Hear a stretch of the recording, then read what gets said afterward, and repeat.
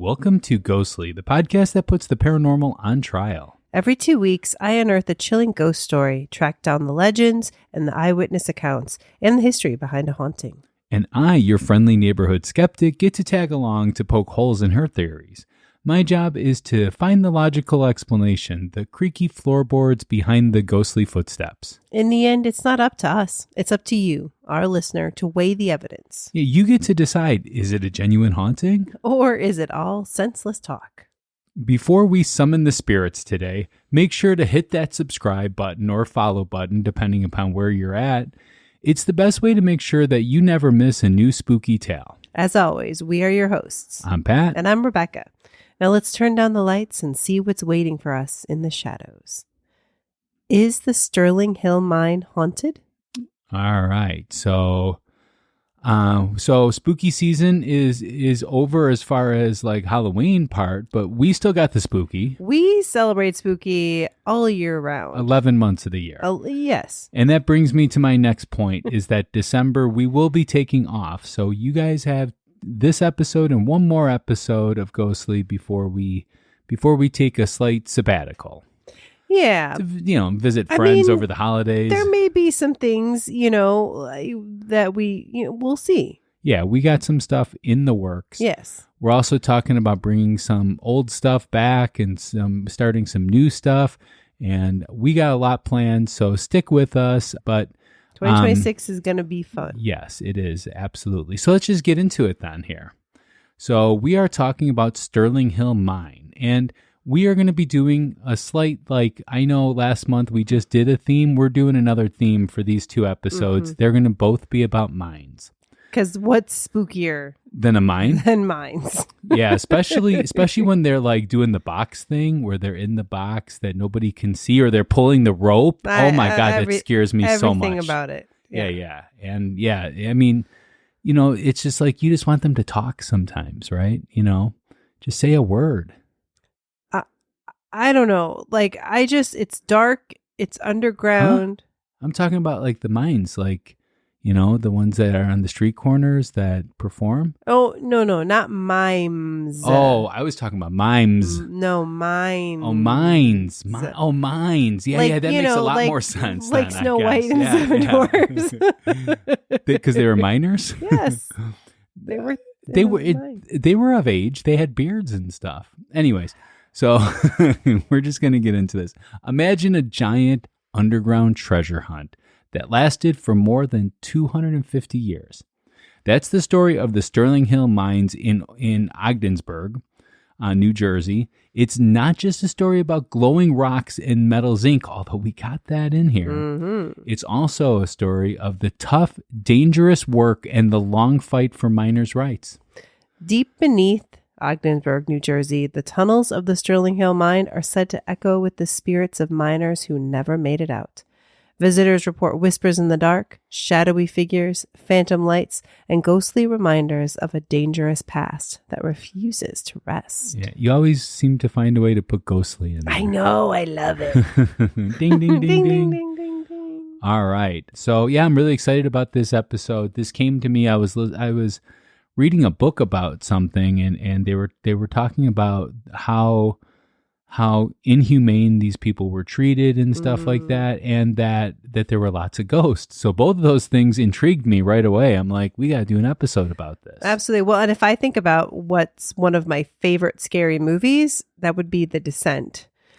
Which is all about splunking. Oh, spelunking. Yes, where people go into caves. Yeah. And super terrifying. If you are into scary movies and you haven't seen that movie, I will just say there is a point where I screamed, realized I hadn't let enough of the scared out, and so I made myself scream again. You do realize it's made up, right? Yes. When you're watching these things. Yes, okay. but you put yourself in it. No, I don't. Because that's the fun of make-believe. No, I don't put myself in these things because I just don't need to do that. I don't understand this world. Okay, so do you have a ghost story for us? Maybe? I do have a ghost story. Put yourself in place. All right, maybe I'll put myself in this then, but I might scream then in the middle.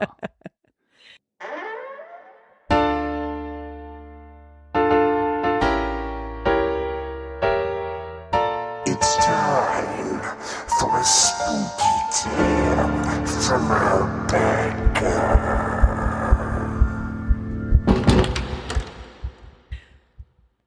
I shouldn't have gone back in alone.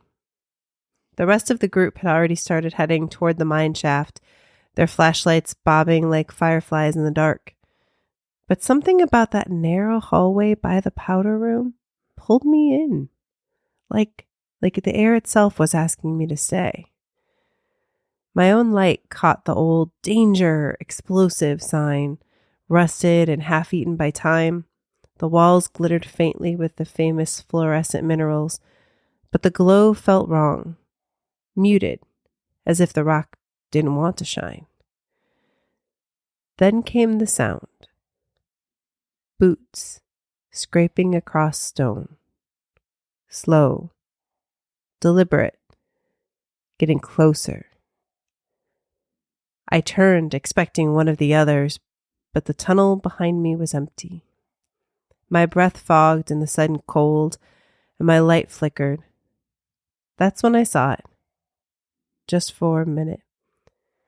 A gray face, half formed out of shadow and dust, hovering in the air like smoke. The pressure hit next, like invisible hands pushing against my chest. I stumbled backwards, gasping, the beam of my flashlight catching nothing but swirling dust. And then, as fast as it came, it was gone.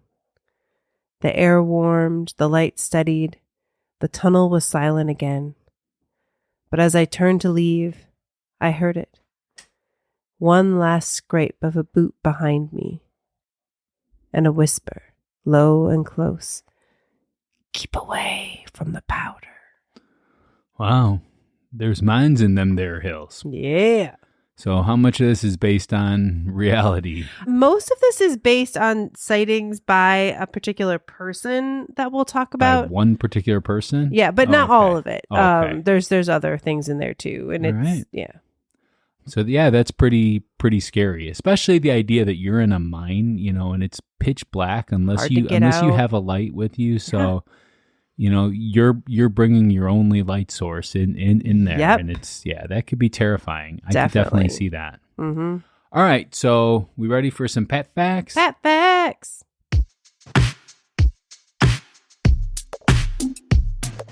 Pets, facts. From a skeptic point of view. Pets, facts. He presents it all to you. Pets, facts, facts. All right, we're going to start this in the beginning.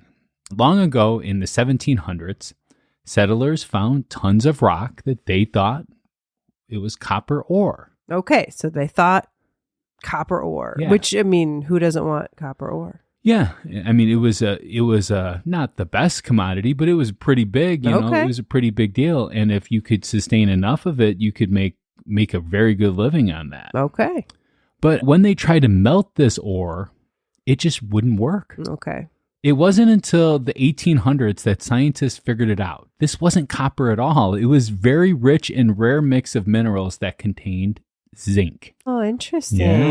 Yeah. So in 1897, Oh, so not, I mean, it was obviously a long time ago, Yeah. but not like the 1600s or something No, like that. I no. mean, this is, okay. Yeah, After the Civil War.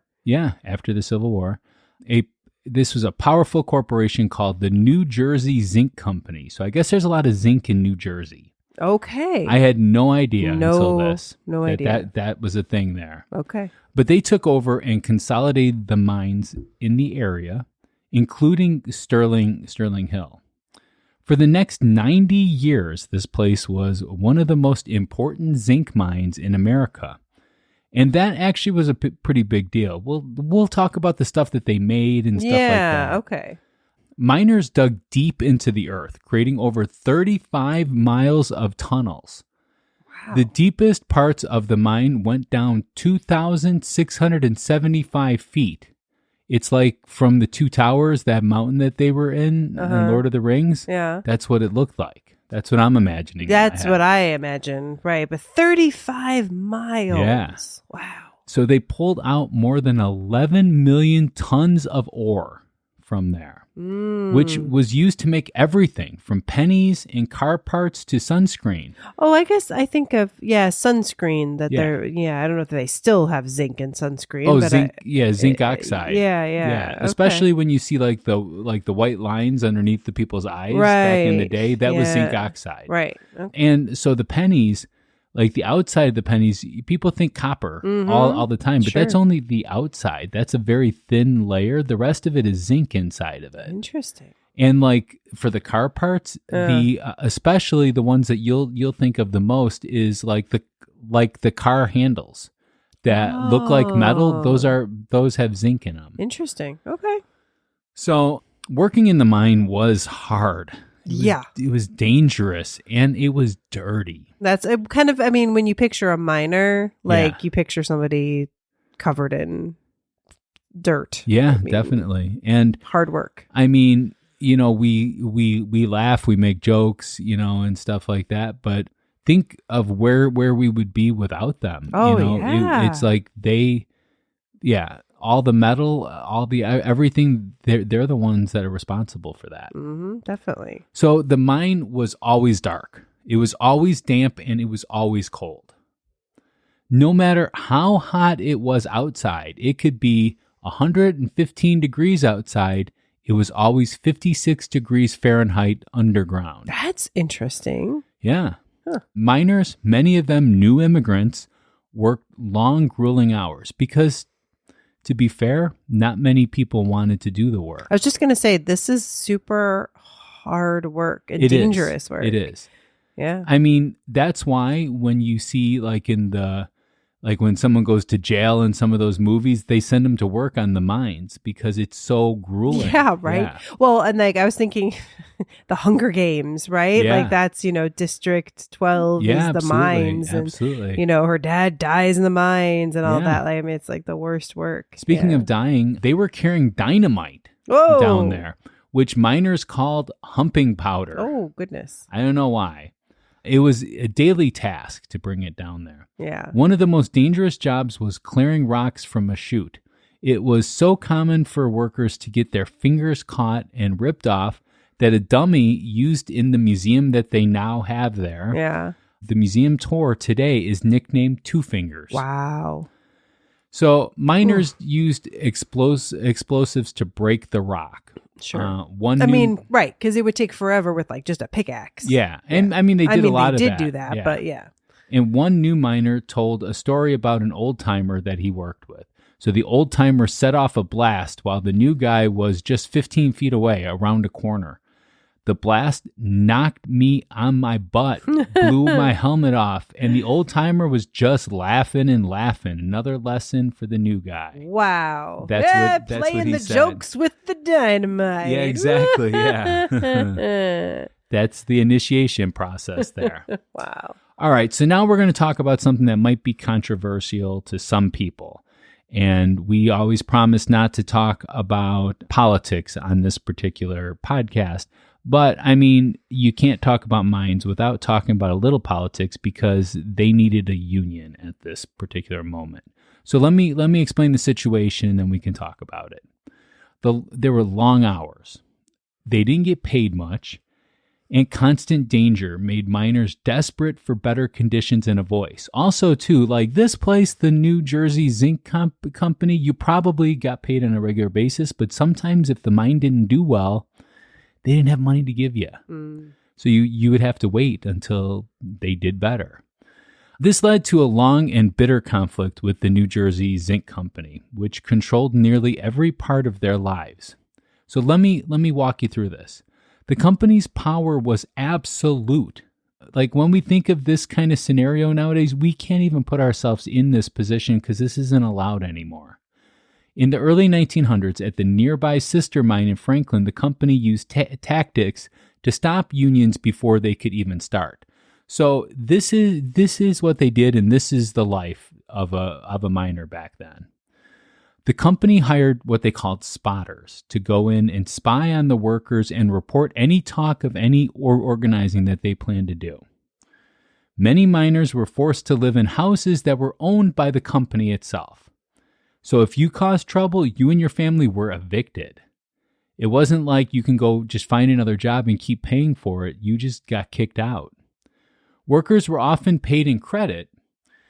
As I said, they didn't always make money, so credit was the best way for them to get paid. But it could only be used at the company-owned store, which kept them in debt. We have a thing like that. It was in Pilsen over here. There was a big Pilsen community that had that. Well, yeah, I can't remember. Was it like it was Pullman?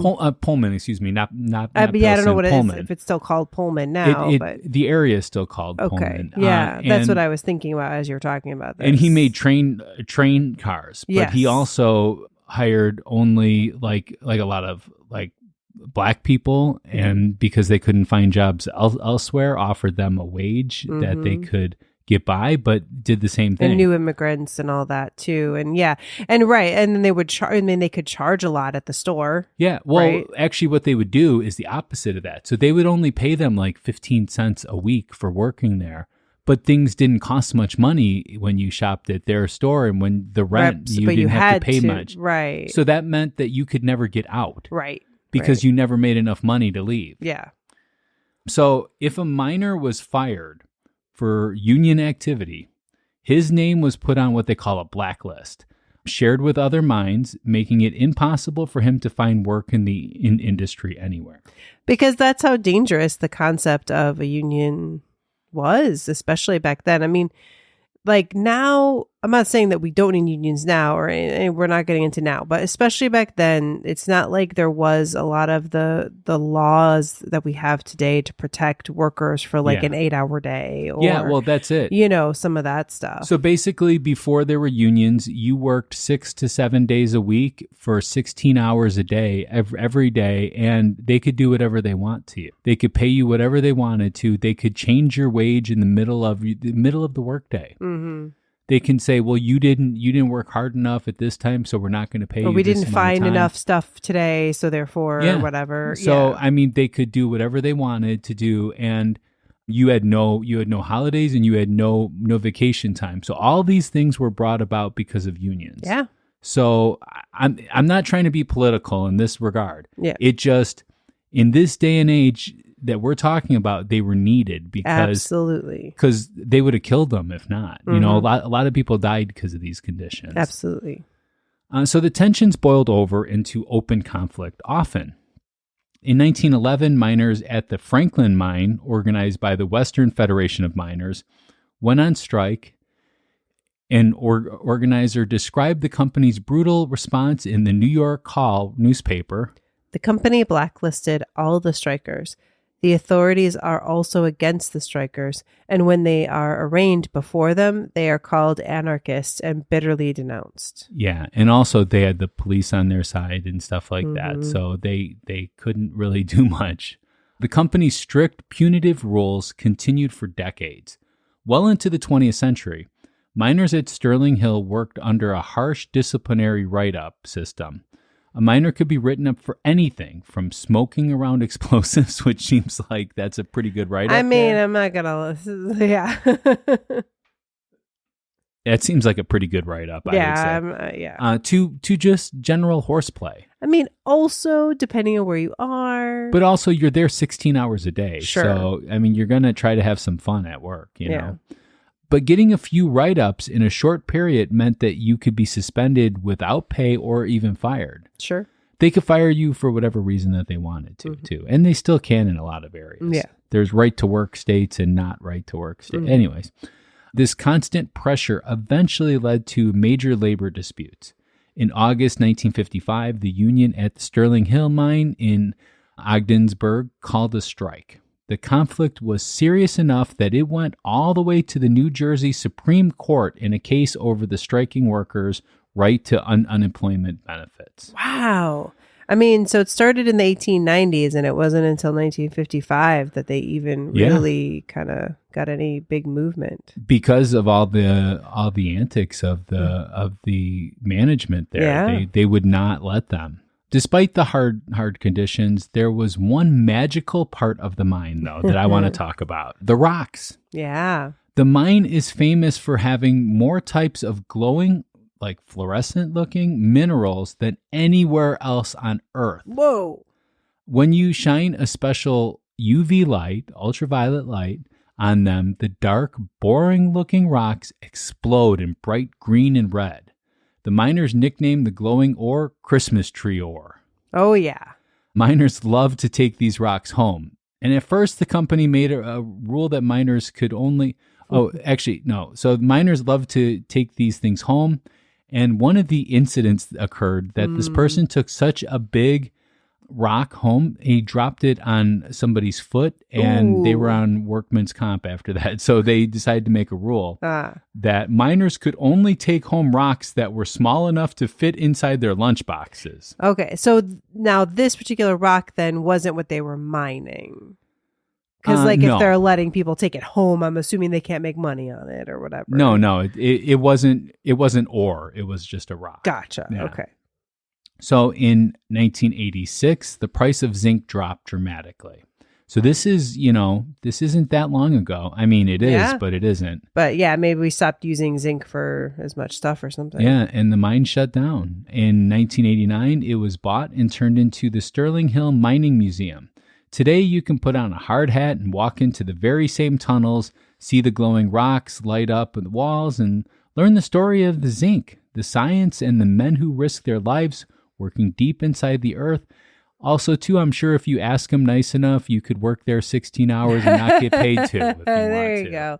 Well, I know they have a special room they have set up now, so you can Where they beat people? No. Oh. Where you can really see that colorful rock, and they call it the rainbow room. Ooh. Where with the Christmas ore. With the Christmas ore, and they put light on it and the UV light on it and everything. It's pretty cool. It's awesome. Well, do you have anything to add to the Sterling Hill history here? No, I mean, that's a great job. Yeah. I mean, I just know that, I will say there's definitely, very clear, more clearly marked paths now, for you to walk, but there's still paths that are blocked or that you can't go down. I mean, you can't really walk through all of it anymore. Well, they're called veins. Yeah. Right. So veins in the mine. But yeah, so also, these people just knew what was the right way to go. And like anybody knew, like that newcomer, they would oftentimes play tricks on them where they wouldn't tell them which way to go. And then they'd get caught in some like dead end area, and they didn't even know where they would have to turn to get back out. Terrifying. Yeah. This is why it's super scary. All right. Speaking of scary, why don't you go ahead and listen to our sponsors, talk about non-scary stuff and purchase all those lovely things, and we'll be right back.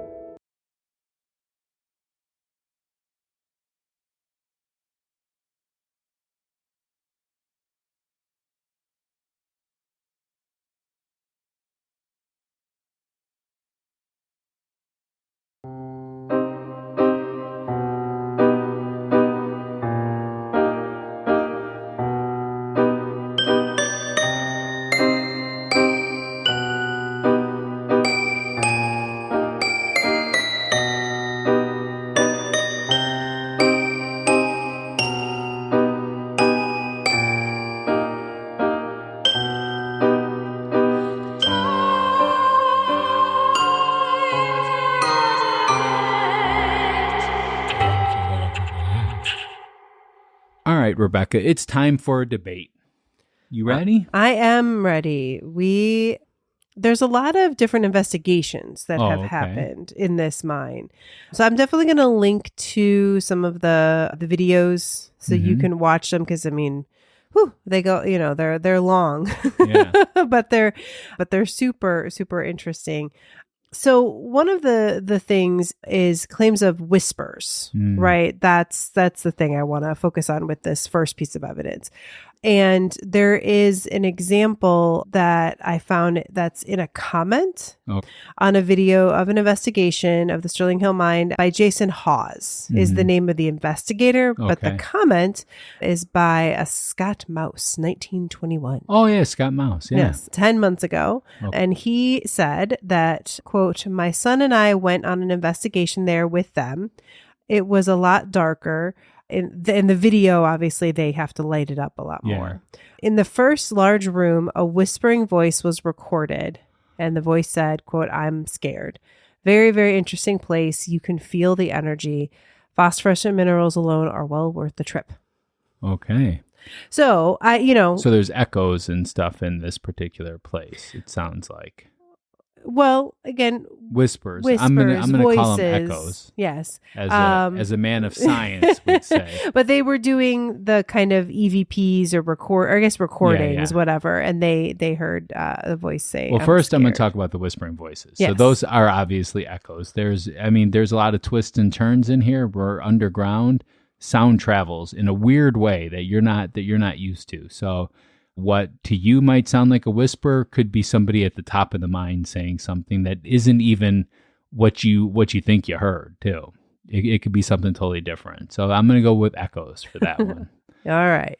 And then I'm going to go with the EVP is that there is something that they're doing to get the EVPs. Now, if they're down in a mine, they are probably using the internet to get these particular EVPs. And these are programs that are designed for EVP machines that will spit out nonsense words and segments.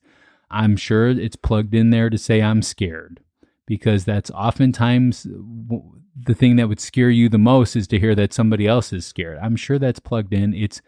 It's a pre-programmed thing. Look them up. You can find them in the app stores. Go ahead and look up EVP or spirit boxes on there, and you'll see what I'm talking about. And if you give it enough time, it will probably repeat itself. I don't know how large the vocabulary is, but it probably will. Well, I have no evidence to say that was what they were using. I have no evidence to say that it's not what they were using, though. But I here's the thing, when you watch these videos, it is really creepy. It is, yeah. And it's a whispered voice does sound different than just like the regular kind of sounds of the mind when there's a group of you in there and no one's talking. So yeah, it's pretty creepy. So I don't know. I don't have a recording of it. So I'm going to go like a 6. Well, I'm just saying these EVPs don't come out of nowhere. It's not like something making words. The words come out of something. No, it could be the radio. No, it's usually like a radio signal that they use, or it is the internet. And I trust the internet less than the radio. So because they actually have vocabularies in those particular things. And some of them are known to be spoofed stuff. Well, I'm not going to say that these people spoof. I don't know. I don't know if they are. I'm just saying that the general idea of that, it makes it less credible for me. So I'm going to go 0 on this one. All right. What are you going to go? I said 6. Oh, you said 6. Okay. Yeah. All right. So next one.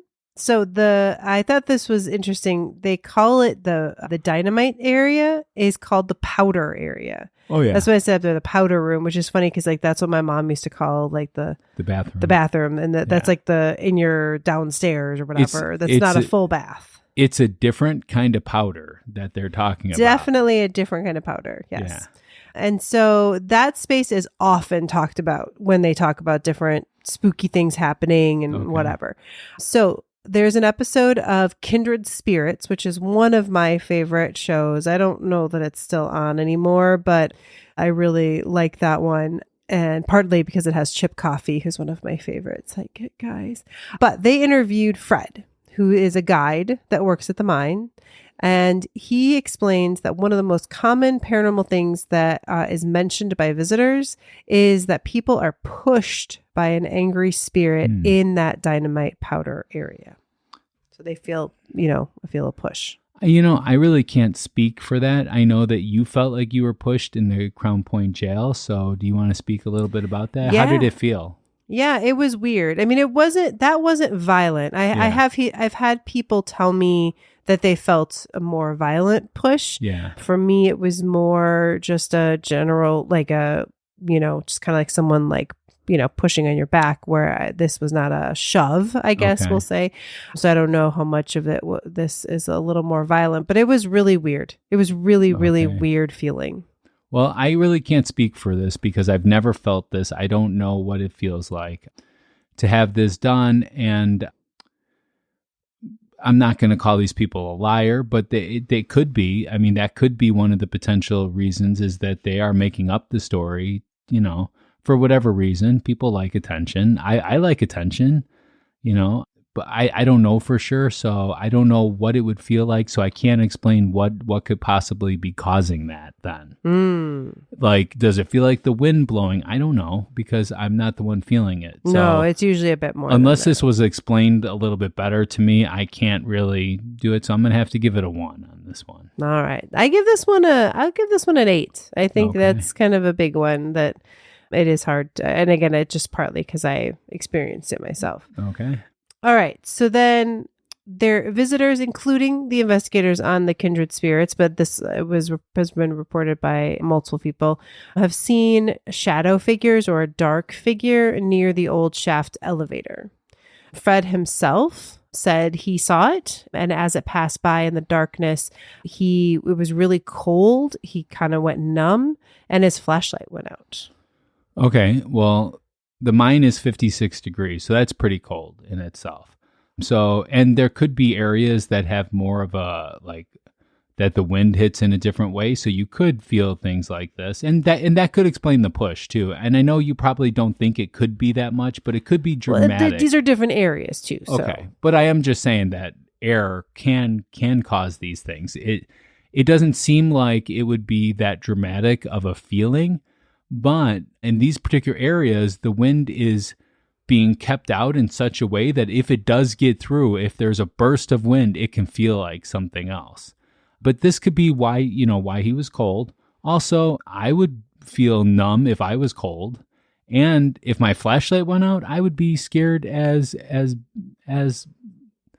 all but. I don't know. I mean, he tells a whole story in this. I'm trying to keep it on the one piece of evidence. Yeah, you're paraphrasing this. But he has a whole story of his flashlight going out. Yeah. And him barely, he kind of got it to come back on, just very dimly. Yeah. Because here's the thing, he works in the mine, right? So this guy knows what's the normal temperature or not.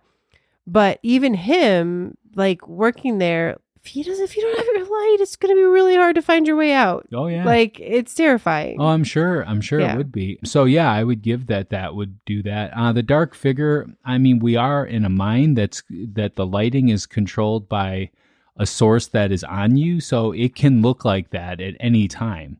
It could be reflecting anything, and it can look like a person in some regards. So I'm going to say that that's perfectly plausible that he saw something that looked like a humanoid and felt the cold, and his flashlight went out. Those all make sense to me.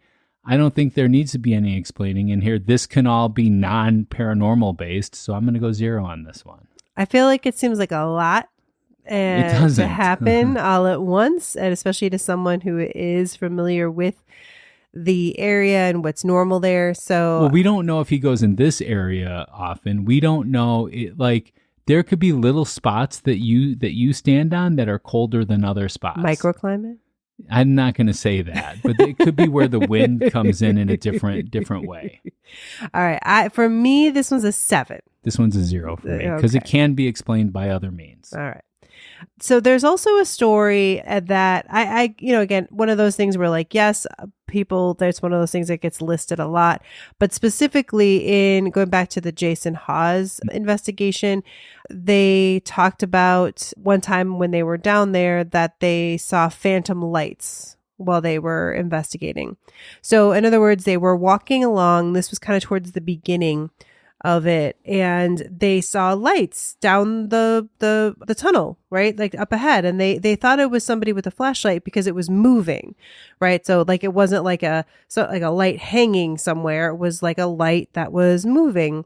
And yet as close as they tried to get to it, they could never get to it until eventually it faded away. Which this is a story we've certainly heard, these phantom lights. It's often something people see in these paranormal situations. Okay, so like the idea that the light is not the light is moving, that could be because you're moving. You know, if you're moving, the light moves too. It looks like that. I mean, I think you could tell though that a light is moving. Okay, but just because they didn't see anybody doesn't mean that it's not a flashlight. It could have been somebody in the mine ahead of them. I don't know if there were people in the mine before them. I don't know if there's anyone else in the mine. I mean, they didn't know of anybody else in the mine, but obviously they thought it was until they couldn't reach the person. And it seemed like an okay explanation for them, so I'm sure that there could have been people inside the mine. It wasn't like, oh my God, well, there shouldn't be anybody in here. Well, I think there wasn't supposed to be, but, you know, you think, okay, maybe there is somebody. Yeah.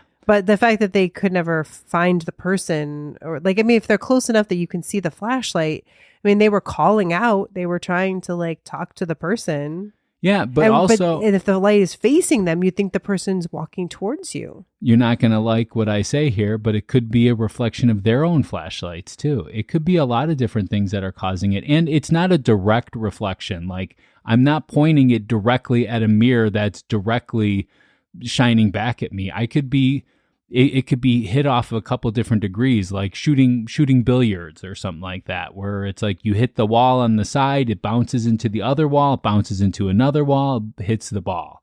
It could be something like that, where it's multiple different things that you can't, you can't say for 100% sure that it was that or it wasn't that. I don't know. Yeah. I don't know. To me, this one's a 7. Also, it could be light reflecting off of their camera equipment too. Could be different things that they have set up. I don't know if they were doing a paranormal investigation. It could be that they set up lights ahead of Yeah, them. they were not at that point. Like they didn't have video of it or anything. They were just like there exploring, kind of getting ready for an investigation. Yeah, but I mean, I'm not sure the exact scenario. They could have sent somebody ahead of them to start setting things up, and they were just walking in to do the filming, which happens a lot of times. And they might not have known that somebody set up. I don't know what those things are called. I forget the name of it. Where it's like a bright light that turns on if there's something around the area. But then eventually they would have found the light source. You think maybe, but it doesn't mean that they did. Just because you think that doesn't mean that that's what actually happened, Rebecca. I'm sorry. All right, we're gonna let the listeners decide what 0 makes sense for this one. I say 7. Okay. All right. So last one, this one is a little, I debated putting it in, but people do associate this story with the mine. Okay. So I thought, okay, we got to put it in. So this is another comment I found on a video, and I'll put a link to it. And it's not really a name. It's like SDS, something, bunch of numbers. But it was 9 months ago. Someone left this comment telling this story. My family and I lived down the street from the mine for many years before moving in 2020. As a kid, the school would take us on field trips there. We would literally walk from the school to the mine, which was pretty cool, considering it was a 30 to 45-minute walk down the road. There was folklore they used to tell us about Bicycle Pete. That's the name.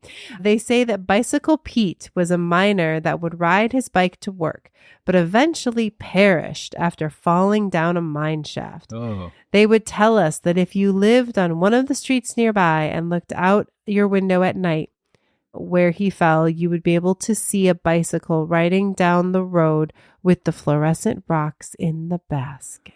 All right. So he fell down a mine shaft. Yeah, supposedly this was after the mine closed, and he was a guy that he maybe had worked in the mines. But the mine shafts are in the mine. Yeah, but so how could you look out your window at night and see him Well, you would falling? see him no, I don't think you would see him fall, but you would see him riding down the road on his way to the mine where he died. But it says in your thing, though, the article the thing that you took, you said they would tell us that if you lived on one of the streets nearby and looked out your window on the night he fell, you would be able to see a bicycle riding down the... Okay. Yeah, I think there's a weird comma there. So you need to know the exact night that he Yeah, did this 'cause every year. I think supposedly, here's my thing. Yeah. I'm gonna go skeptic on this one. What? I think it's possible that somebody got hurt in the mine. I think it's possible. Pete? There's somebody named Pete, but I never saw any like newspaper articles or anything like that. Like this very much seems like a story that they tell kids to make sure they don't go to the mines because they could get hurt. So, I mean, also, too, I don't know how big of a deal this is over there, but if it is that big of a deal, it could be somebody doing that themselves. They could ride their bike at night, the night of. Sure, and then people have said, I saw Bicycle Pete, yeah, I saw him. whatever. Yeah. So no. I'm going to go 0 on this one. Yeah, I'll give it a 2 just because people talk about it, but this seems very much. I don't think you've ever given a 2 before. Yeah, I don't know. It happens. This is why you should trust me, everybody. All right, so at that, we need time to calculate our overall rating and to figure out what we're going to say in the closing argument. So we're going to take a short break, and you could join us in the aftermath.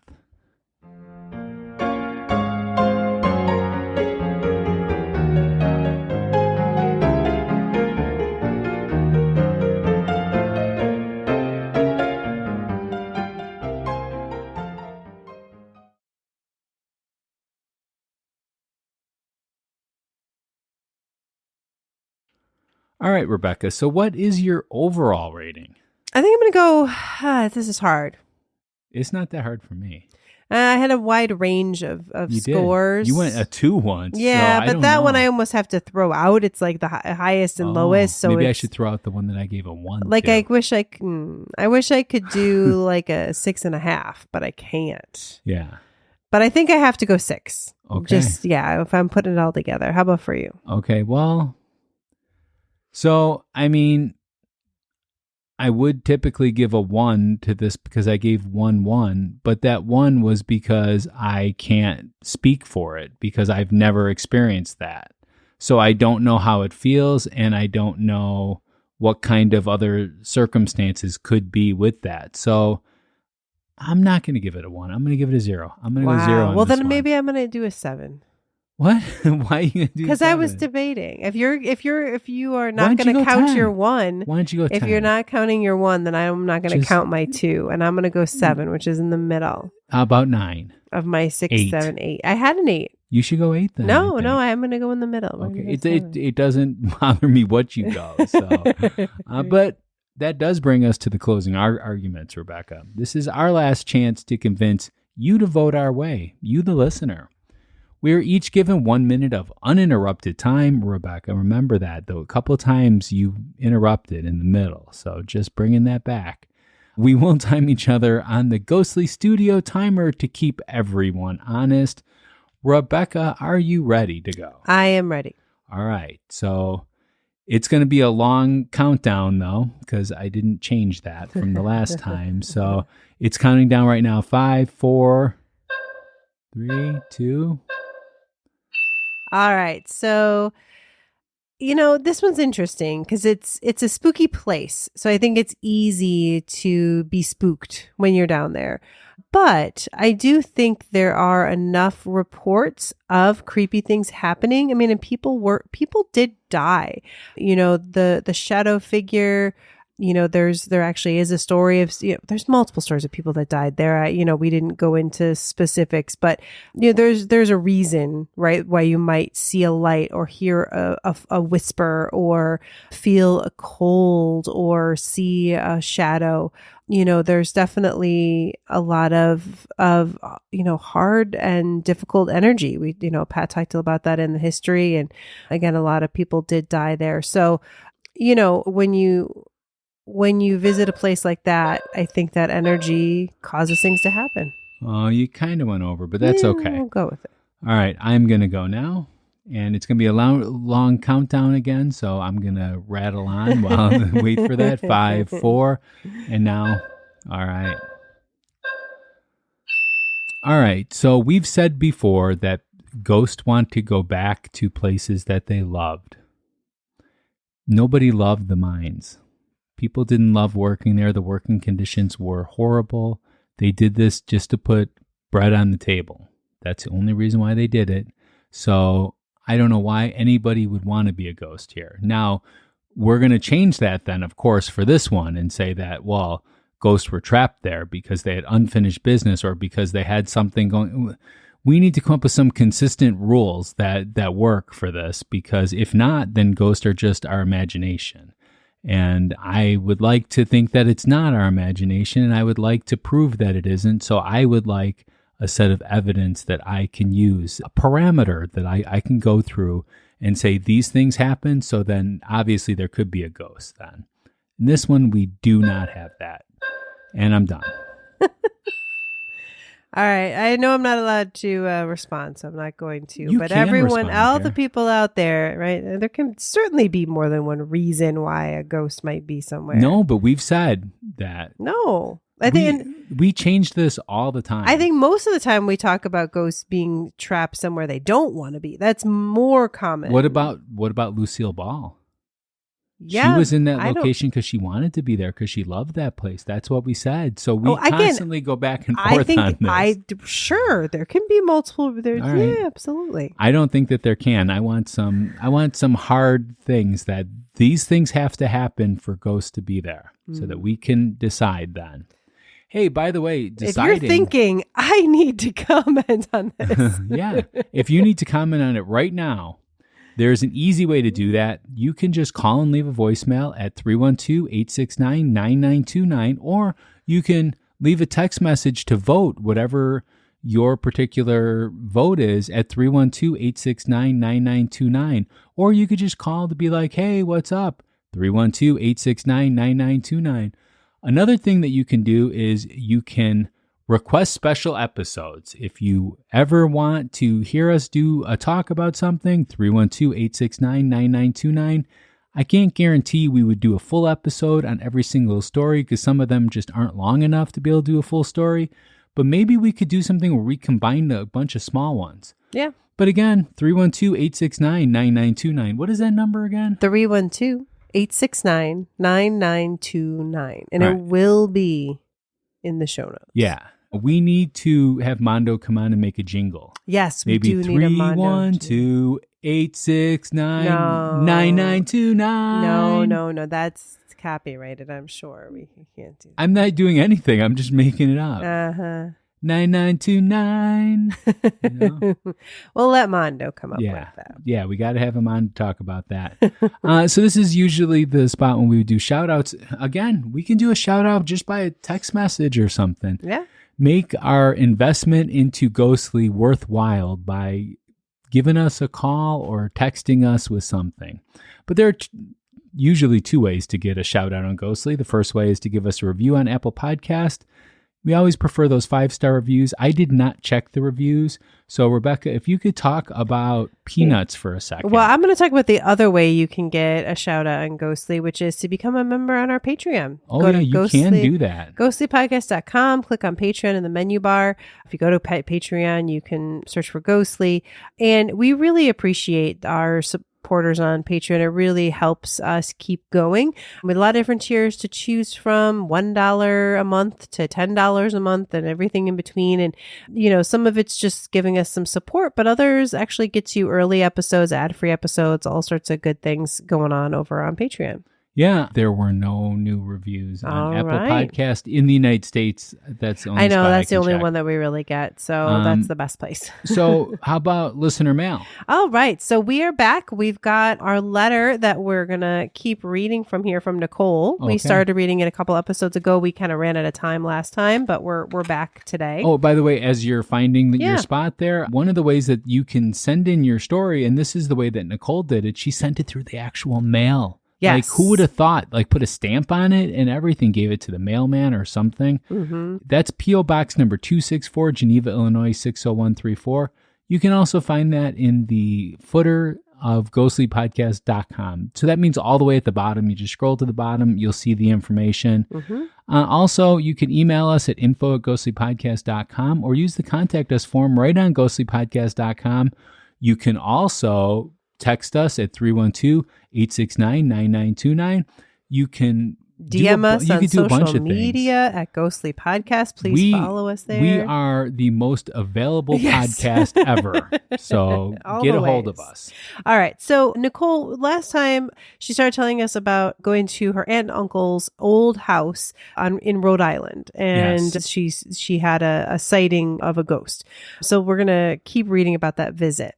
So she says, that same weekend, we were all outside in the pool and my mom noticed the light in my cousin's room, the room I slept in, was on. She asked if I left it on, but I didn't. She went inside and turned it off. We continued playing in the pool when my mom noticed again that the light was back on and so were other lights. She and my dad both went inside this time and turned off the lights. Back to pool fun. When this time my mom sees what appears to be someone in the window of the room I was staying in, and now the AC window units were on in the house. My parents asked my aunt and uncle about timers for the lights and AC units, but they weren't on timers. That is super creepy, Nicole. Yeah, definitely. Wow. I would be freaked out. Yeah. That's for sure. Definitely. Ooh. But I would still, I would want to know more. I would set up investigations and stuff like that. But thank you so much, Nicole. I'm sure we have more to read. We do. We got a lot more to go. Rebecca, I did something really bad. What did you do? It's not what I did. It's what I didn't do. I didn't put the polls up for Marilyn Monroe until yesterday. Uh-oh. And that means that we have no votes for Maryland. For Maryland, okay. The most popular episode that we have for that month.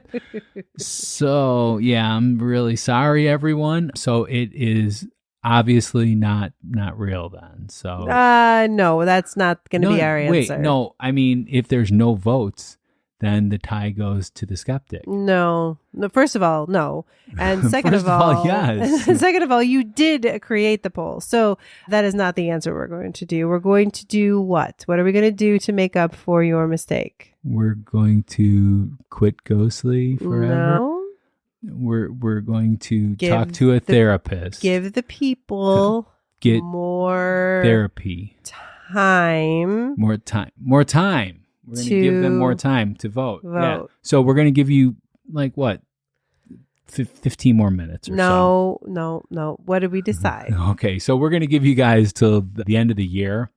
So we're going to take December off and we're just going to put these polls. There's going to be 6-7 polls on there. But we also know this is the time of year when people are catching up on Ghostly. So as you're listening, we know. It's okay. We get it. We don't mind. We get it. That's why we take December off, so you can get caught up. Absolutely. It's not because we want to see our family. It's so to give you guys a chance to get caught up.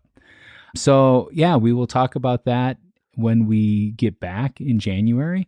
Remember, you can vote all month long. So if you forgot to vote, go vote now. Yeah, absolutely. And you can vote by going to ghostlypodcast.com/polls. That is the best way to go. Or text us your vote. Yeah, text us your vote at 312-869-9929. Also, another thing you could do is tell your friends to go vote. Yes. Come to listen to the episode and then go vote. Absolutely. Have your own debate amongst yourselves and then go vote. Why would you let your friends miss out on all this fun that we have bi-weekly here? There you go. So share Ghostly with them and help us grow this community of paranormal enthusiasts. Your support means the world to us. Speaking of support that means the world to us, we have our VIP producers. We have Andrew, Alicia, Becky, Cindy, Kevin, Jessica, Ellis, and Aaron. Is it real? You be the judge. Share your verdict at ghostlypodcast.com poll section and let the debate continue. Subscribe to Ghostly now and get ready for more spine-tingling encounters with the unknown. On the next episode of Ghostly, we will be talking about the Ringwood Mine, and it comes out on November 26th. Is that one in Virginia? Or someplace like that? Or South Carolina or something? It's somewhere around there. Okay. All right. I'm excited for that one. And you should be too, but until you hear it, stay ghostly. Bye.